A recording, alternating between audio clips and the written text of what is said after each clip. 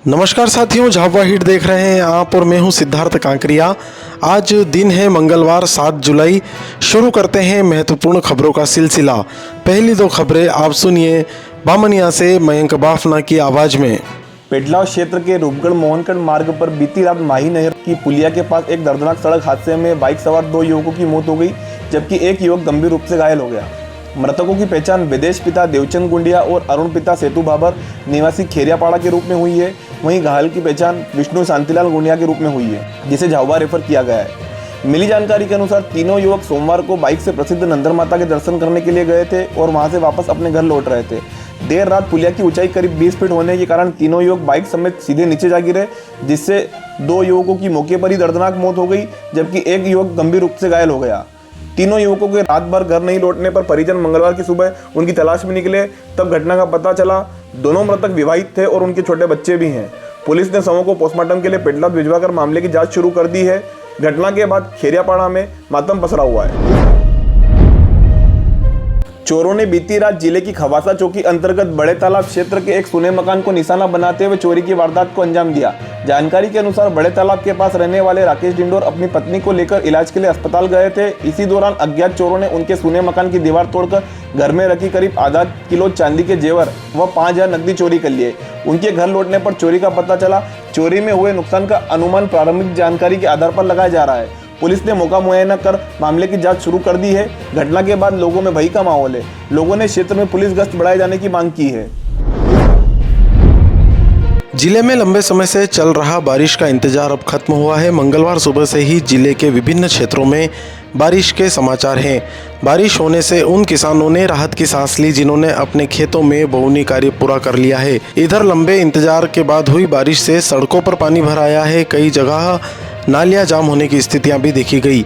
वहीं तेज बारिश से विजिबिलिटी भी कम दिखी गई। ऐसे में कई वाहन चालकों को हेडलाइट का उपयोग करना पड़ा। मंगलवार को झाबुआ, मेघनगर, पेटलावद, बामनिया, थांदला आदि क्षेत्रों सहित अन्य क्षेत्रों में कभी रुक रुक कर तो कभी तेज गरज के साथ बारिश होती देखी गई। वहीं सोमवार तक बारिश के आंकड़ों की बात करें तो पिछले 24 घंटे में सुबह 8 बजे तक 35.07 मिलीमीटर औसत वर्षा दर्ज की गई है। इसमें झाबुआ तहसील में 33.40 मिलीमीटर, रामा तहसील में 2.30 मिलीमीटर, राणापुर में 48.10 मिलीमीटर, मेघनगर में 13 मिलीमीटर, थानला में 25.20 मिलीमीटर, पेटलावद में 88.40 मिलीमीटर, कुल 210.40 मिलीमीटर वर्षा दर्ज की जा चुकी है। 7 जुलाई को झाबुआ में कलेक्टर डॉक्टर योगेश तुकाराम भरसट द्वारा मंगलवार को जन सुनवाई का आयोजन किया गया। जन सुनवाई में जिले भर से कुल 94 आवेदन प्राप्त हुए। जन सुनवाई के दौरान ग्राम नारेला तहसील थानला देवा पिता विंजा डिंडोर ने आवेदन प्रस्तुत करते हुए बताया कि उनकी निजी कृषि भूमि पर विपक्षी द्वारा अवैध कब्जा किया जा रहा है। विपक्षी द्वारा उनके परिजनों पर पत्थरों से हमला भी किया गया, जिसकी शिकायत खवासा चौकी में दर्ज कराई गई, लेकिन अब तक कोई कार्रवाई नहीं हुई है।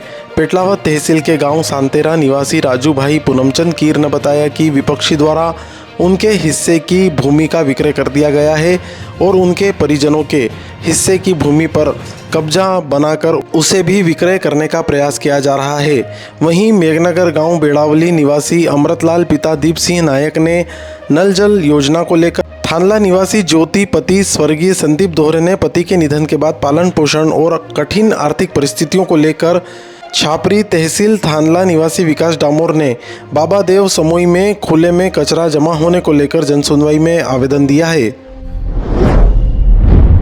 मंगलवार को मध्य प्रदेश कृषि विस्तार अधिकारी संघ के आह्वान पर जिले में एक ज्ञापन मुख्यमंत्री के नाम एसडीएम को सौंपा गया, जिसमें मुख्य रूप से कृषि विस्तार अधिकारियों को सार्थक ऐप के माध्यम से उपस्थिति दर्ज किए जाने में आने वाली परेशानियों का उल्लेख किया गया है।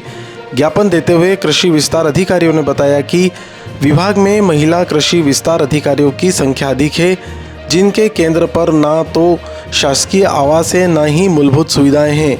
इसके अलावा एक कृषि विस्तार अधिकारी के पास 6 केंद्रों तक के प्रभार है, जिनमें 40 से 50 गांव तक वर्तमान में कृषि विस्तार अधिकारी देख रहा है। साथ ही विभाग के अलावा अन्य विभिन्न विभागों के कार्य भी संपादित किए जा रहे हैं। कृषि विस्तार अधिकारी के कार्यों की सुनिश्चितता कृषक पर भी निर्भर रहती है, जिसके कारण समय की बाध्यता नहीं होती है। अतः कृषि विस्तार अधिकारियों को सार्थक ऐप पर उपस्थिति दर्ज करने से मुक्त रखा जाए। ज्ञापन देने के बाद मीडिया से रूबरू होकर क्या कहा कृषि विस्तार अधिकारी बाबू भाभोर ने, आप भी सुनिए। ज्ञापन दिया आपने, क्या मांगे हैं आपकी? आज माननीय कलेक्टर महोदय को हमने जो ज्ञापन दिया है इसमें कृषि विस्तार अधिकारी संघ जिला झाबुआ की ओर से ज्ञापन दिया गया माननीय मुख्यमंत्री महोदय के नाम से, जिसमें कृषि विस्तार अधिकारियों को सार्थक ऐप पर अटेंडेंस लगाने के संबंध में बाध्य किया जा रहा है। उसके संबंध में हमने आज ज्ञापन दिया। झाबुआ हिट देखने और सुनने के लिए धन्यवाद। लगातार ताज़ा जानकारी और अपडेट के लिए बने रहिए झाबुआ हिट के साथ। नमस्कार।